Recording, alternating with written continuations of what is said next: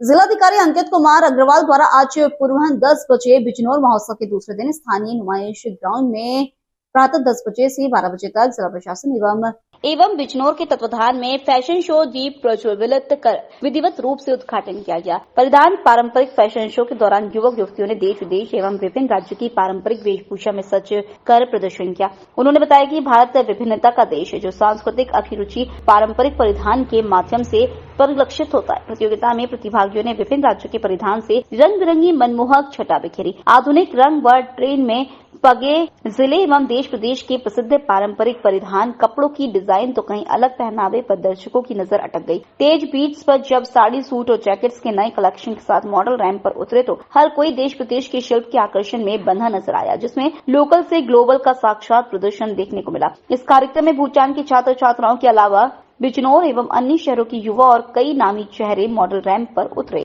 बस गई है। यह सिर्फ एक मिथक है। क्या बेरोजगारी के पीछे का सच हम जान पा रहे हैं? क्या बेरोजगारी हमारे देश में एक दैत्य है या सिर्फ एक भ्रम है?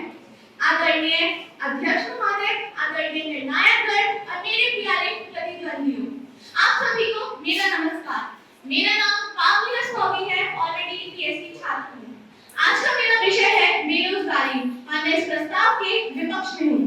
तो अपना प्रस्ताव रखने से पहले सबसे पहले मैं ये बताना चाहूंगी कि आखिर बेरोजगारी है क्या। बेरोजगारी एक ऐसी स्थिति है जिसमें योग्यता के अनुसार लोगों को रोजगार नहीं मिलता। तो जैसे कि हम इस परिभाषा से ही जान सकते हैं, योग्यता हमारे देश में किताबी कीड़ों को नहीं बल्कि योग्यता के अनुसार रोजगार दिया जाता है। तो चलिए सबसे पहले हम कुछ आंकड़ों की तरफ गौर फरमाते हैं। अगर देखा जाए तो हमारी सरकार के अनुसार दिए गए आंकड़ों के अनुसार रोजगार दर में वृद्धि तथा ग्रोथ हो रही है।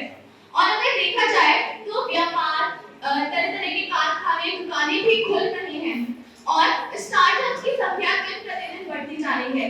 लेकिन कुछ लोग अपनी बेरोजगारी का रोना रोते हैं, लेकिन यह बहुत कटु समस्या है, क्योंकि यह लोग ऊंचे वेतन वाली नौकरियों की तलाश में भटकते रहते हैं और वर्तमान युग में मिलने वाली नौकरियों को झुठला देते हैं। तो इसे हम कैसी समस्या कह सकते हैं? यह बेरोजगारी की समस्या नहीं बल्कि एक मानसिकता की समस्या है।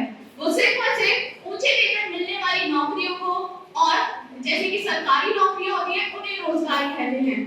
और कुछ लोग ऐसे भी होते हैं जैसे कि कुछ लोग ऐसे भी होते हैं जो कि उच्च शिक्षा प्राप्त करने के बाद भी नीचे ही रहते हैं और रोजगार की तलाश में घूमते रहते हैं। उनको अपनी कौशल विद्या पर खूब ध्यान देना चाहिए। और अगर हम आज के जमाने में देखें तो यहाँ पे कई ऐप्स आ चुके हैं, जैसे कि राइड शेयरिंग और फूड डिलीवरी ऐप्स और कैब जैसी सेवाएं प्रदान करने वाले। इससे भी लोगों को खूब रोजगार मिल रहा है। और अगर हम और देखें तो फ्रीलांसिंग, कंटेंटिंग और आउटसोर्सिंग जैसे भी ऐसे कंटेंट्स हैं जिससे लोग खूब आगे बढ़ रहे हैं और अपनी ये सेवाएं प्रदान करके वो रोज के कई लाख रुपए कमा रहे हैं और छाप रहे हैं।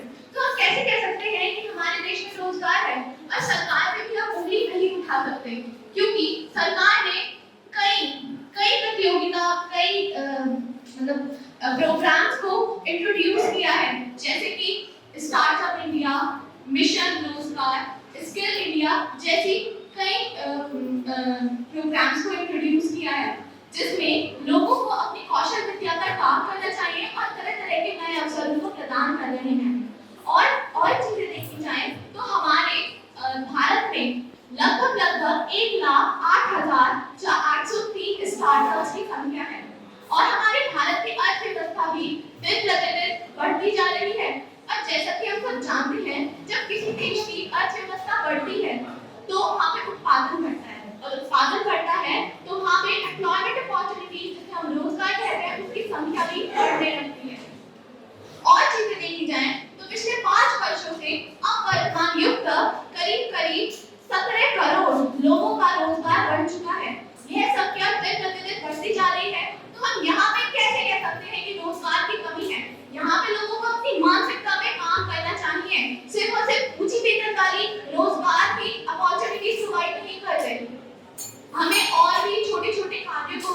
हमें इम्पोर्टेंस देनी चाहिए। तो बस अपना कथन कंप्लीट करते हुए मैं यही कहना चाहूंगी कि हमें लोगों को कौशल विकास के लिए प्रोत्साहित करना चाहिए और उनको नए नए अवसर प्रदान जो हो रहे हैं जिससे कि वो उनका लाभ उठा सकें। धन्यवाद, आपका दिन शुभ हो। लोकल से लेकर ग्लोबल तक की खबरों के लिए देखते रहिए सच्ची रिपोर्ट।